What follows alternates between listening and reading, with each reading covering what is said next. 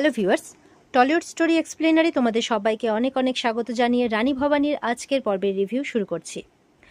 শুরুতেই দেখা যাচ্ছে ভবানী তার মতামত হিসেবে রাজসভায় বলছে, ধর্ম মানে হলো যা ধারণ করে। আমি ছোটবেলা থেকে বাবা ঠাকুর আর অনেক সাধু পুরুষদের মুখে শুনেছি ধর্ম মান রক্ষার জন্য সৃষ্টি করা হয়েছে।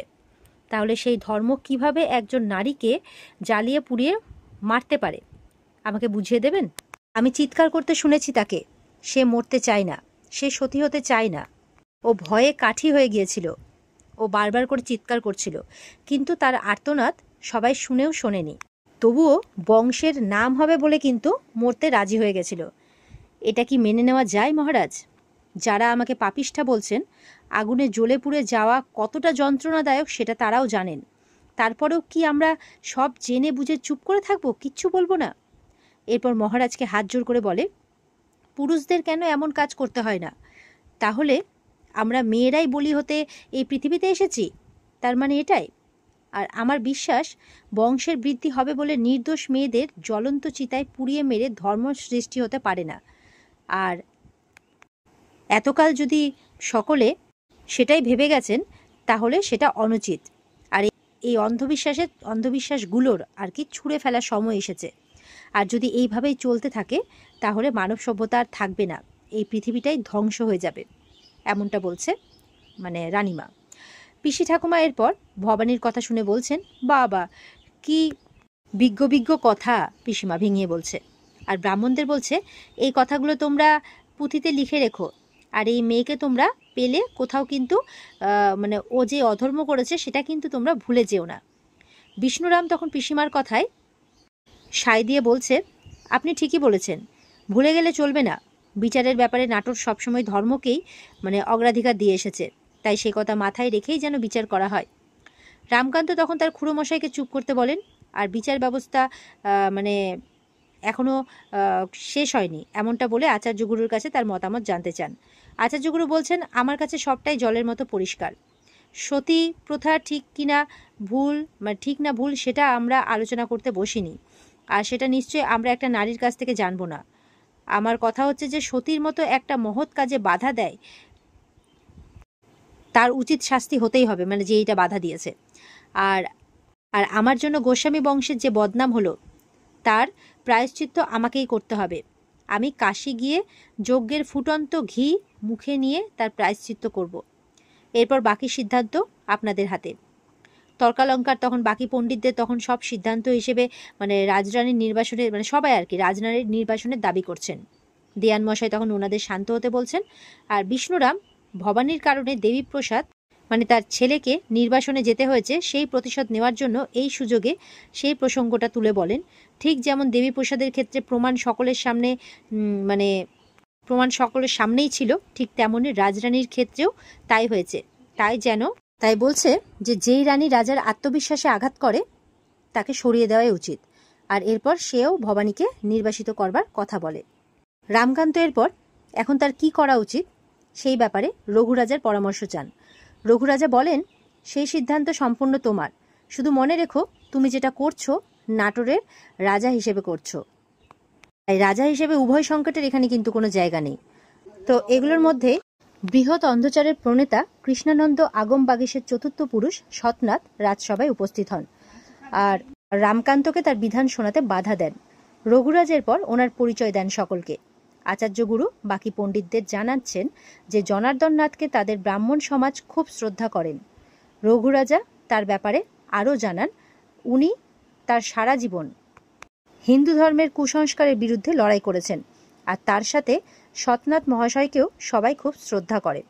এরপর সৎনাথ মহাশয়কে তার এখানে আসার কারণ জানতে চাইলে উনি বলেন, ধর্মের নামে অন্যায় অত্যাচার হচ্ছে, বুঝেই তিনি এখানে এসেছেন। এটা শুনে ভবানী মনে মনে ভাবে, সে তো কারাগারে বন্দি অবস্থায় মা ভবানীর কাছে এমনটাই কাউকে পাঠাতে বলেছিলেন, আর সেই ইচ্ছে তার পূরণও করে দিলেন মা ভবানী। রামকান্ত তখন ওনাকে জিজ্ঞাসা করে, তার মানে আপনার মনে হচ্ছে যা হচ্ছে তা অন্যায়? সৎনাথ মহাশয় বলেন, ধর্মরক্ষার কারণেই যদি এই বিচার সভা হয়ে থাকে তাহলে আগে জানতে হবে ধর্ম কি, কাকে বলে ধর্ম।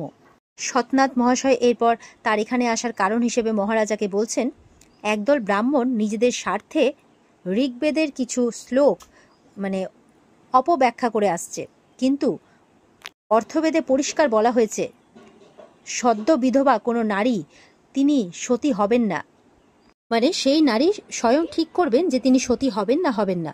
এই নারী যাকে নিয়ে বিচার সভা বসেছে তার কি সম্মতি আছে সতী হবার জন্যে? তিনি জিজ্ঞাসা করেন। আচার্য গুরু তখন সৎনাথ মহাশয়কে জিজ্ঞাসা করেন, আমরা কি এখন একজন নারীর কাছ থেকে শাস্ত্র শিখব? সৎনাথ মহাশয় তখন ওনাকে বলেন, তাহলে শাস্ত্র নিয়ে দু কথা বিনিময় হয়ে যাক। আচ্ছা বলুন তো, মহাভারতে মাদ্রী দেবীকে কি জোর করে সতী করা হয়েছিল, না তিনি স্বইচ্ছায় হয়েছিলেন? আচার্য গুরু তখন বলেন যে স্বইচ্ছায় হয়েছিলেন। সৎনাথ এরপর আরও জিজ্ঞাসা করেন, আর কুন্তী দেবী, তেনারটা বলুন। কুন্তী দেবী স্বইচ্ছায় সতী হননি।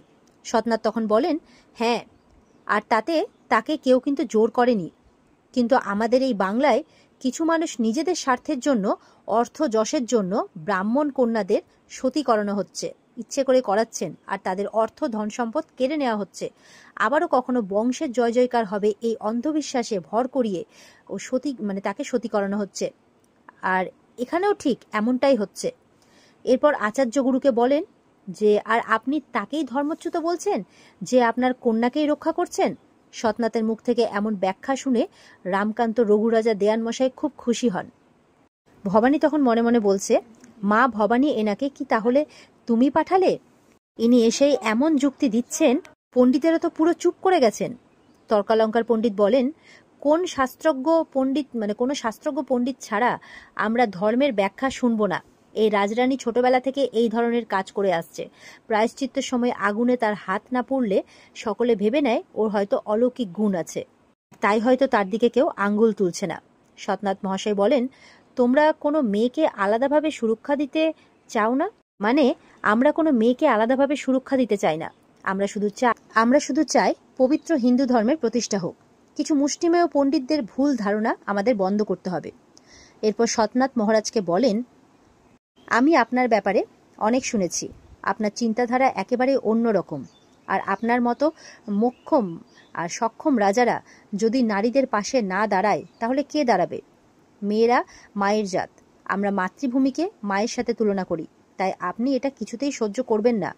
কিছু ব্রাহ্মণদের ধর্মের অপব্যাখ্যায় আপনি নিজেকে পথভ্রষ্ট করবেন না।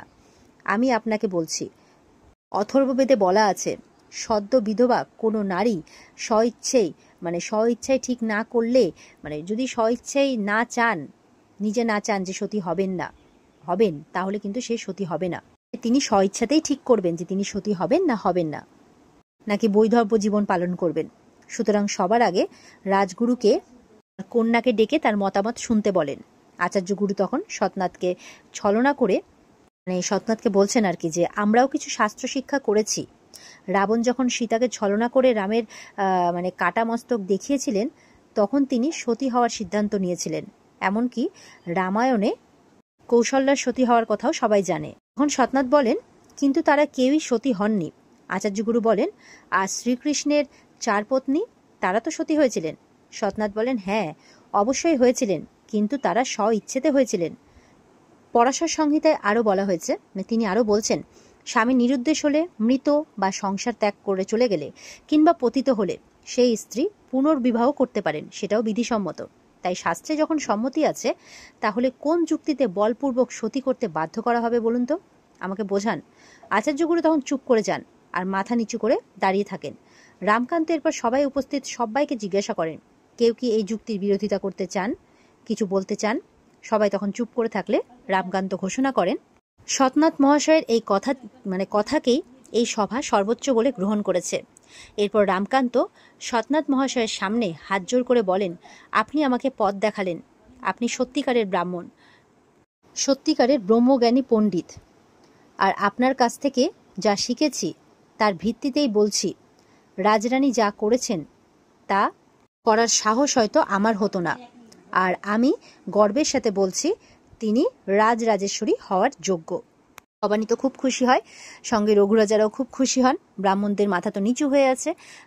আর এখানেই কিন্তু আজকের পর্ব শেষ হয়ে যায়। তো বন্ধুরা, এই ছিল আজকের পর্বের রিভিউ। ভালো লেগে থাকলে পর্বকে লাইক কমেন্ট করে জানাতে ভুলবে না, আর আমাদের সাথে জুড়তে চ্যানেলকে সাবস্ক্রাইব করতে ভুলবে না। দেখা হচ্ছে তোমাদের সাথে আগামীকালকে। সবাই খুব ভালো থাকবে। আজকের পর্ব এই পর্যন্তই। পর্বের বিস্তারিত দেখতে অবশ্যই স্টার জলসার পর্দায় চোখ রাখবে। টাটা।